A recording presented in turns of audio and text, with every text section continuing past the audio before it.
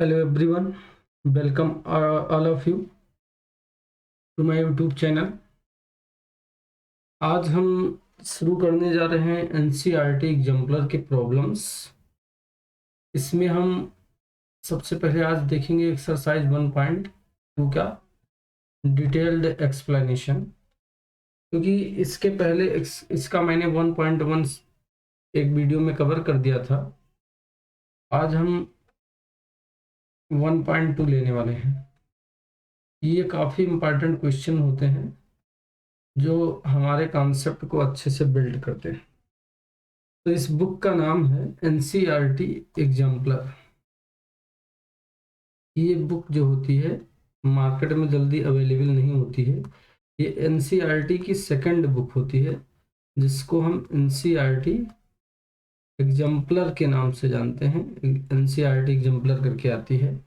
इसके क्वेश्चंस जो होते हैं वो हमारे कॉन्सेप्ट को अच्छे से बिल्ड करते हैं, कॉन्सेप्ट स्ट्रांग हो जाता है। देखिए कितने अच्छे अच्छे क्वेश्चंस दिए हैं।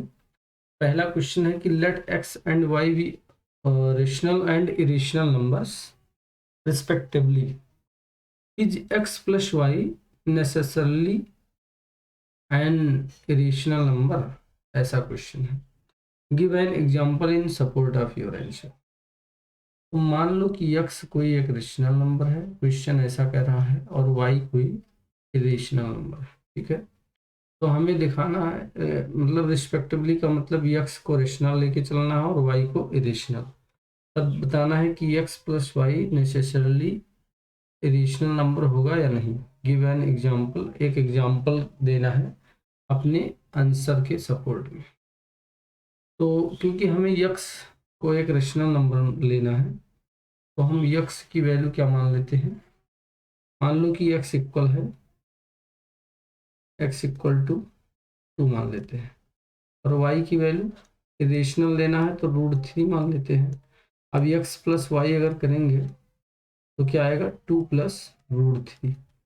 अब हम जानते हैं कि 2 एक रेशनल नंबर है और √3 एक इरेशनल नंबर है, लेकिन इसका √3 का मतलब जो डेसिमल में कन्वर्ट करते हैं तो NTNR यानी कि non terminating non repeating decimal expansion होगा। Non terminating and non repeating decimal expansion इसका होता है। अगर हम एक मतलब 2 में एक नॉन टर्मिनेटिंग नॉन रिपीटिंग यानी कि जिसको हिंदी में बोलते हैं अशांत आवर्ती दशमलव, इसको इसमें ऐड करेंगे तो ये भी आसान, ओवरऑल जो रिजल्ट प्राप्त होगा वो हमें नॉन टर्मिनेटिंग नॉन रिपीटिंग ही मिलेगा। और हम जानते हैं कि non terminating non repeating decimal जो होती है वो क्या होती है, इरेशनल नंबर होती है। इसका मतलब इसका आंसर हमेशा क्या आएगा, इरेशनल नंबर होगा। तो जब भी, ये बात आप नोट कर लीजिए कि जब भी हम एक रेशनल नंबर में इसकी कहानी को अच्छे से समझ लेते हैं, डिकोड कर देते हैं, ताकि आपको फिर इन फ्यूचर कभी प्रॉब्लम ना हो। तो मान लीजिए कि एक रेशनल नंबर है, ठीक है, एक रेशनल नंबर है। अब इसको इसमें हम इरेशनल नंबर का ऑपरेशन लगाते हैं। रेशनल नंबर को इसमें क्या करते हैं, एक रेशनल और इरेशनल नंबर के बीच ऑपरेशन लेते हैं, प्लस का माइनस, प्लस या माइनस, मल्टीप्लाई और या डिवाइड। तो जब एक रेशनल नंबर में एक इरेशनल नंबर चाहे आप ऐड करोगे या सब्सट्रैक्ट करोगे या मल्टीप्लाई करेंगे और या डिवाइड करेंगे। डिवाइड की केस में जो इरेशनल नंबर होना चाहिए वो नॉन जीरो इरेशनल नंबर होना चाहिए। नॉन जीरो इरेशनल नंबर मतलब कि जीरो नहीं होना चाहिए, नॉन जीरो इरेशनल नंबर होना चाहिए, क्योंकि जीरो से डिविजिबिलिटी नॉट डिफाइंड है। आज divisibility by zero is not defined, इसलिए इधर जब डिवाइड की बात होगी तो हमें जीरो नहीं देना है। Divisibility by zero is not defined, इसलिए आपको ऐसा करना है। ठीक है, जीरो से भाग जो है वो परिभाषित ही नहीं है। तो ये हमेशा क्या आएगा, इसका रिजल्ट जो होगा एक रेशनल नंबर के साथ इरेशनल को चाहे हम प्लस करें, ठीक है, चाहे माइनस करें या मल्टीप्लाई करें या डिवाइड करें। अब डिवाइड के केस में नॉन जीरो इरेशनल नंबर होना चाहिए, तो इसका आंसर हमेशा क्या आएगा, इरेशनल नंबर आएगा। ठीक है, ये बात मैंने पहले भी बताई थी, इरेशनल नंबर। ठीक है, अच्छा ये एक पॉइंट हो गया। दूसरा देखो क्या है कि अगर दो रेशनल नंबर, मान लो रेशनल नंबर और दूसरा भी रेशनल नंबर को वैसे हम क्यू से रिप्रेजेंट करते हैं, और आपको पता होना चाहिए कि रेशनल नंबर को हम टी से रिप्रेजेंट करते हैं, मतलब सेट ऑफ रेशनल नंबर जो होता है वो टी से रिप्रेजेंट किया जाता है। तो अगर एक रेशनल नंबर है और दूसरा जो हम ले रहे हैं वो भी रेशनल नंबर ही है, तो सेकंड नंबर भी अगर रेशनल नंबर, तो अगर दोनों की दोनों रेशनल नंबर हैं तो उन्हें चाहे प्लस करें, चाहे माइनस करें, चाहे मल्टीप्लाई करें और चाहे डिवाइड करें, इनका जो रिजल्ट होगा वो हमेशा क्या होगा, ऐसे केस में इनका रिजल्ट हमेशा रेशनल नंबर होगा। क्या होगा, रेशनल नंबर।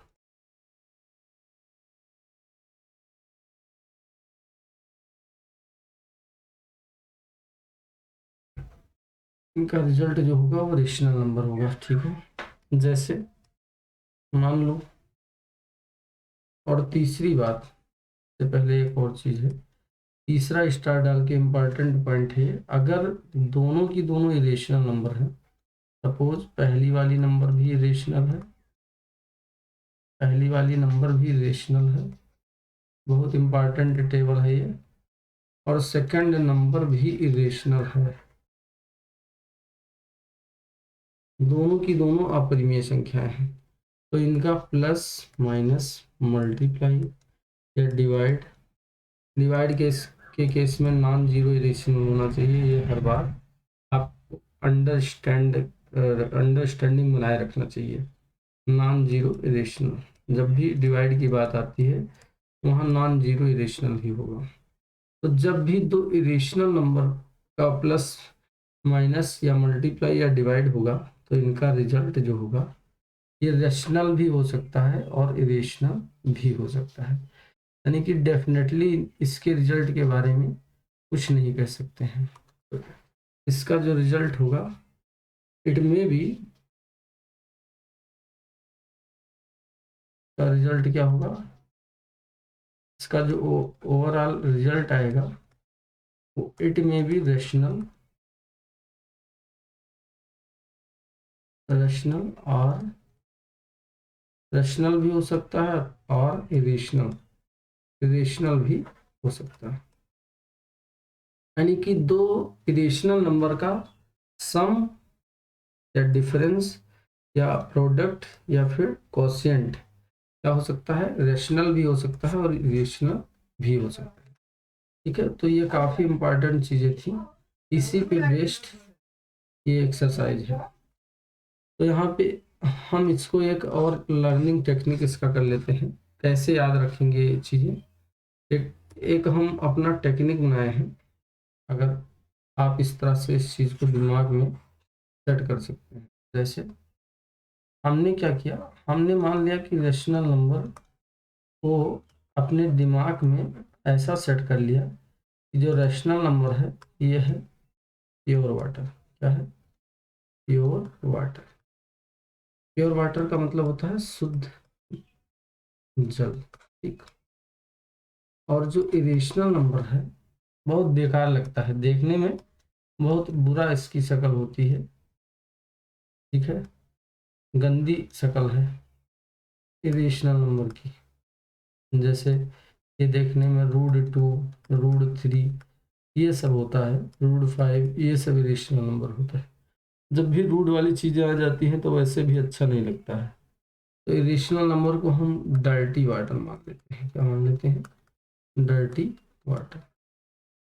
ठीक, यानी कि गंदा पानी, तालाब का कीचड़, समझ लो कीचड़। अब जब हम गंदा पानी अगर शुद्ध जल में भी मिला देंगे तो हमें रिजल्ट क्या मिलेगा? कोई गंदा पानी है और उसको हम शुद्ध जल में भी मिला देंगे तो शुद्ध जल भी क्या बन जाएगा? गंदा हो जाएगा। इसका मतलब हुआ कि जब भी हम रेशनल के साथ इरेशनल नंबर को चाहे प्लस करेंगे या माइनस करेंगे या मल्टीप्लाई या डिवाइड करेंगे तो रिजल्ट हमें हमेशा इरेशनल अर्थात गंदा पानी ही मिलेगा। और जब एक रेशनल रहेगा और दूसरा भी रेशनल रहेगा, दूसरा नंबर भी रेशनल रहेगा, अर्थात दोनों ही शुद्ध पानी है, तो शुद्ध पानी में शुद्ध पानी को अगर मिलाया जाएगा, शुद्ध पानी में शुद्ध पानी को मिलाएं अर्थात प्लस करें या माइनस करें या मल्टीप्लाई करें या डिवाइड करें तो हमें शुद्ध पानी ही मिलेगा अर्थात रेशनल नंबर ही मिलेगा। ठीक है, ये बातें हो गई। ये लर्न करने की टेक्निक है। मैंने अपनी सुविधा के लिए ऐसा मन में सेट कर रखा है, आप भी चाहे तो कर सकते हैं। ठीक है, और उसके बाद हम क्या करेंगे, अगला जो केस है वो देखेंगे। एक तो हो गया रेशनल का इरेशनल के साथ, एक रेशनल का रेशनल के साथ हो गया, और तीसरा केस क्या बनेगा? तीसरा यही बनेगा कि इरेशनल को अगर इरेशनल के साथ करें, इरेशनल को इरेशनल के साथ, यानी कि गंदे पानी को गंदे पानी में मिलाएं तो वैसे तो गंदा ही रहता है, प्लस माइनस मल्टीप्लाई या डिवाइड। तो इसके बारे में आपको याद रखना, nothing can be shed. Nothing ये मतलब कि शुद्ध भी हो सकता है, और इसका रिजल्ट बहुत इंपॉर्टेंट है। Nothing can B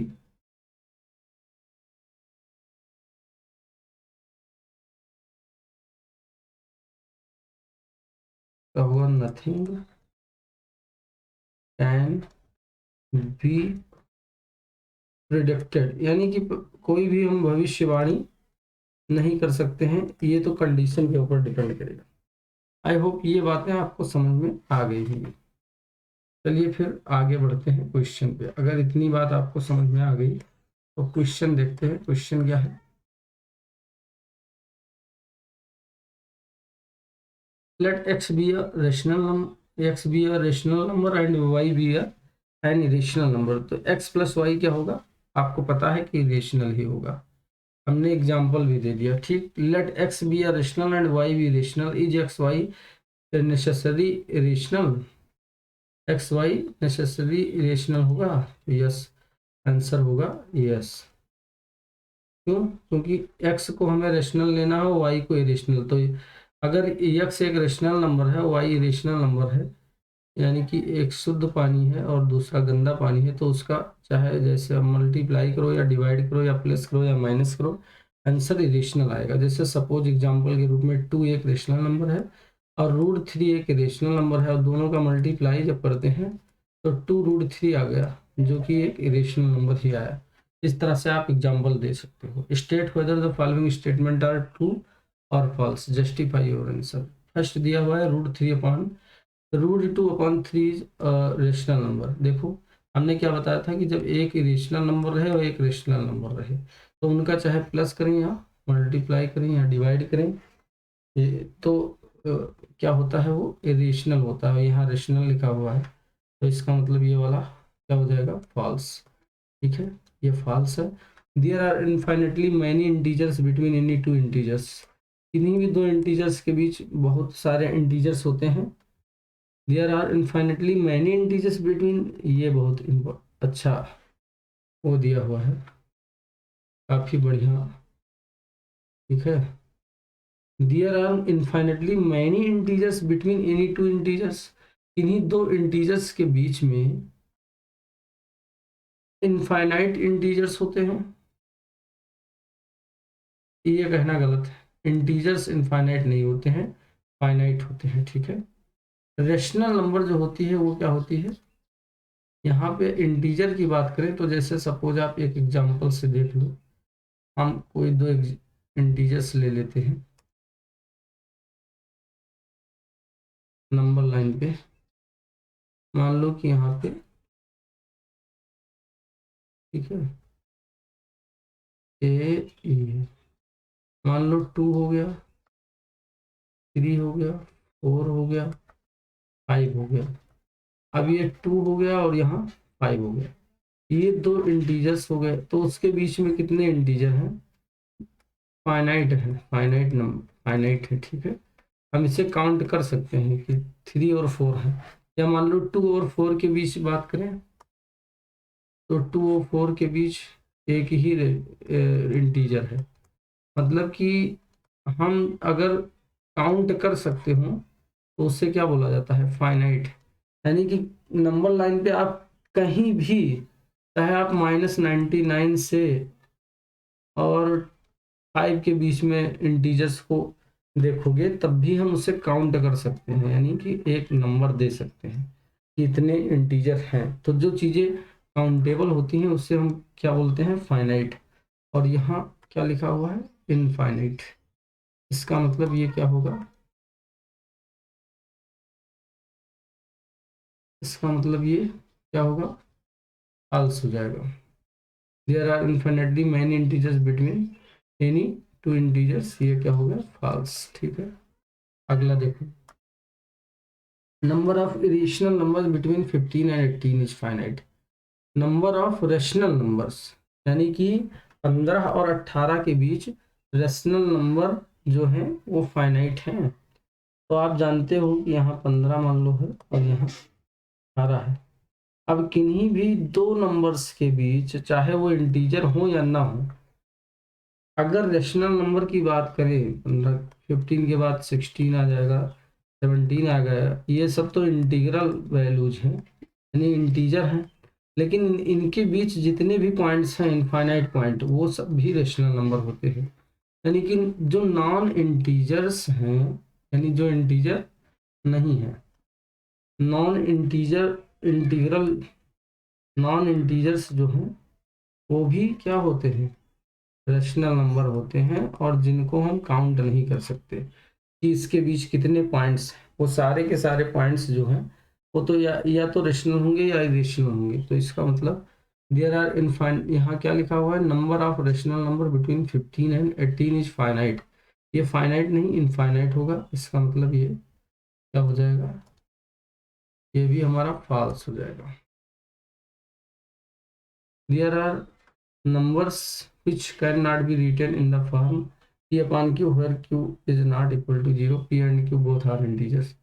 There are numbers which cannot be written in the form of p upon q।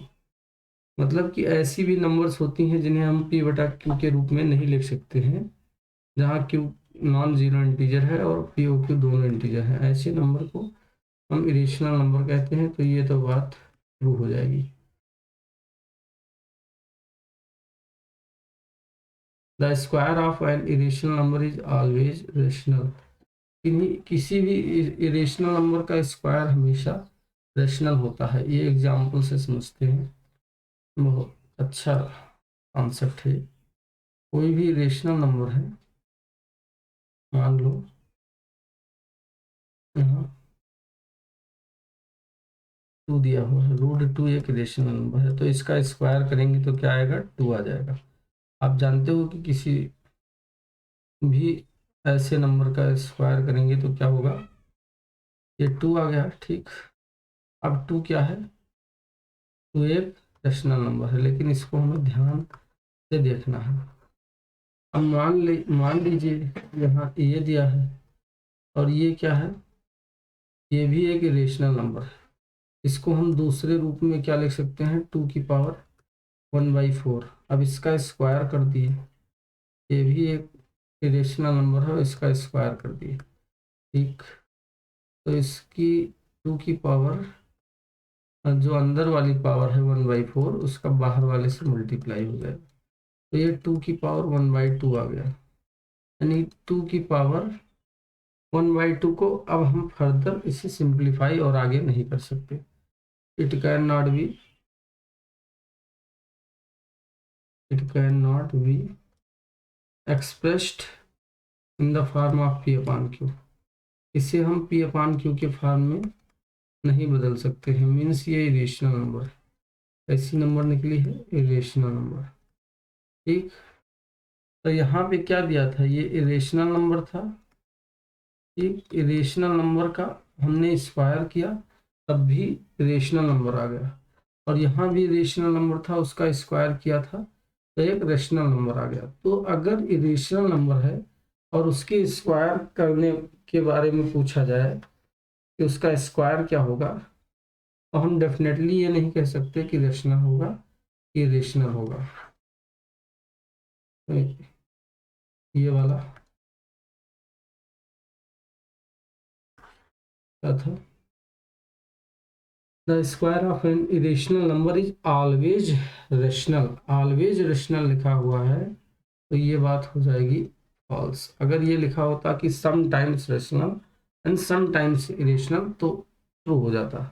अब ये लिखा है कि root 12/√3 is not a rational number as √12 and √3 are not integers, ये इंटीजर्स नहीं है।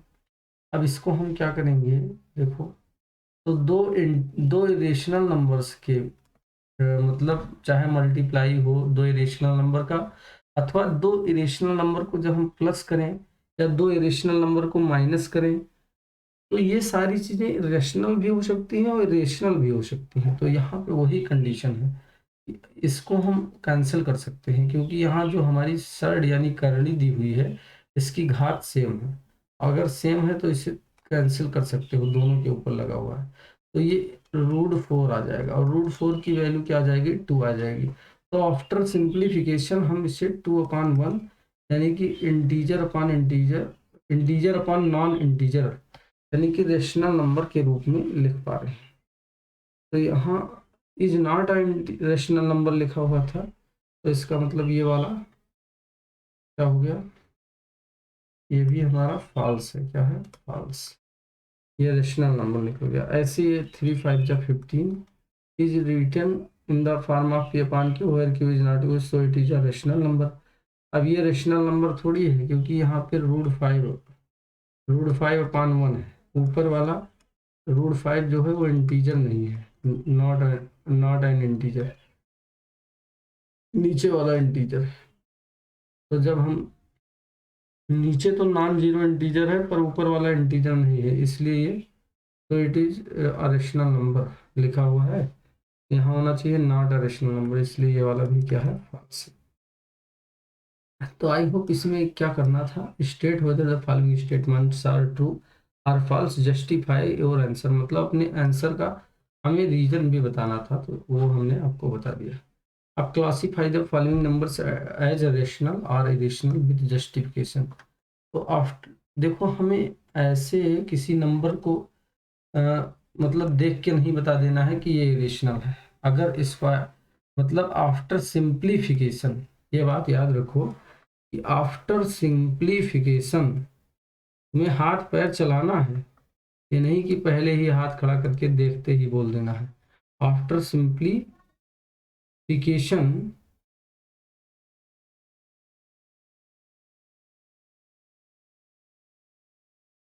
सरल करने के बाद अगर उससे P/Q के रूप में ना लिखा जा सके, P/Q के रूप में ना लिखा जा सके, जहाँ P/Q इंटीजर होनी चाहिए, तब तब वो मतलब इरेशनल होगा। और इससे हम क्या लिख सकते हैं, आपको पता है 196 का √14 होता है। तो जितने भी इंटीजर्स होते हैं वो सब क्या होते हैं, रेशनल नंबर होते हैं, क्योंकि इंटीजर को हम सारे के सारे इंटीजर्स जो भी होते हैं 0 1 2 3 4 एंड -1 -2 -3, ये सब बातें हमने पहले भी बताया था। इसको हम ऐसे लिख सकते हैं, अपान में सबके 1 लिख सकते हैं क्योंकि इससे इनका कोई वैल्यू चेंज नहीं होगा। और ये इंटीजर अपान नॉन इंटीजर्स हर जगह है, मतलब नीचे कहीं भी जीरो नहीं है। तो जितने भी इंटीजर्स होते हैं वो सारे के सारे रेशनल नंबर होते हैं। तो 14 भी एक रेशनल नंबर है। 3√18 लिखा हुआ है। अब 18 को हम अगर सिंप्लीफाई करें तो 9 × 2 लिख सकते हैं। 9 का अगेन √3 हो जाएगा और 3 बाहर आके 3 से मल्टीप्लाई हो जाएगा, तो ये 3 3 जा 9√2 आ गया।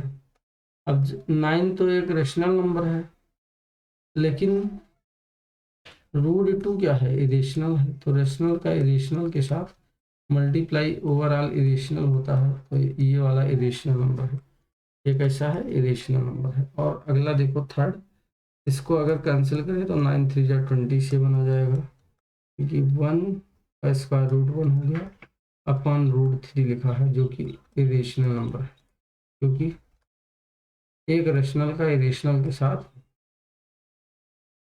ऐसे देखो 7 4 जा और 7 7 चौक 28 और 2 30, 6 बचा 7 9 63।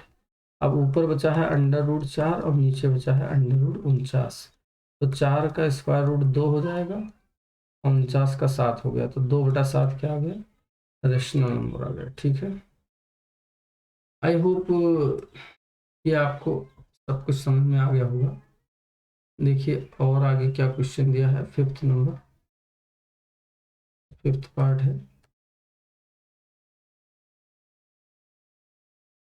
फिफ्थ पार्ट है -0.4, -0.4। तो यहाँ पे ध्यान देने की बात है कि 0.4 का स्क्वायर रूट 0.2 नहीं होगा। ठीक है, ऐसा हम 0.4 की जगह नहीं लिख सकते हैं, क्योंकि किसी भी नंबर का स्क्वायर रूट अगर आप ये बताओगे तो इसका स्क्वायर करने पर वो नंबर आना चाहिए।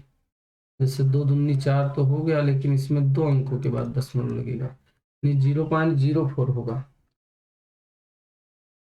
जैसे मान लो कि हम लिखे हैं 16, तो 16 का वर्गमूल क्या बताते हैं, 4, क्योंकि 4 का वर्ग कितना आ जाता है, 16, यानी कि इसका वर्ग इतना आ जाए तभी हम आंसर सही मानेंगे। तो सेम चीज़ यहाँ भी होना चाहिए कि 0.2 का स्क्वायर करने पे अगर ये आ जाए तब आंसर सही माना जाएगा। तो इसका मतलब इस ये मतलब पी अपान क्यू के रूप में नहीं लिखा जा सकता, तो ये कैसा नंबर है, इरेशनल नंबर है। अब इसको कैंसिल करेंगे, 3 से 3 चौक 12, 3 दूनी 6 और 1 7, 3 6 15, तो ऊपर हो गया अंडर रूट 4, नीचे हो गया 25, तो इसका हो जाएगा वैल्यू 2/5, जो कि एक रेशनल नंबर आ गया। तो हमें यही बताना था। अगला ये वाला क्या है, ये रेशनल नंबर है, क्योंकि कोई भी जो डेसिमल होती है, डेसिमल अगर वो डेसिमल नंबर अगर है और कैसी है, अगर कोई डेसिमल नंबर टर्मिनेटिंग है और अथवा नॉन टर्मिनेटिंग है अगर, तो रिपीटिंग, नॉन टर्मिनेटिंग रिपीटिंग अगर है, तो उससे हम किस में लेते हैं, रेशनल नंबर में लेते हैं। तो इसका मतलब ये वाला क्या हो गया, रेशनल नंबर है। अब ये वाला आफ्टर अगर सिंप्लीफाई करेंगे तो 1 + √5, फिर -4 -√5, ये वाला क्या हो गया, कैंसिल, तो 4 में से 1 निकल जाएगा, -3 आ गया, जो कि क्या है, ये भी रेशनल नंबर है। अगला 10.1241, 124 यहाँ दो हमने देखा कि 124 बार बार आ रहा है एंड सो ऑन, तो इसे हम क्या लिख सकते हैं, 10.124 के ऊपर बार लगा सकते हैं।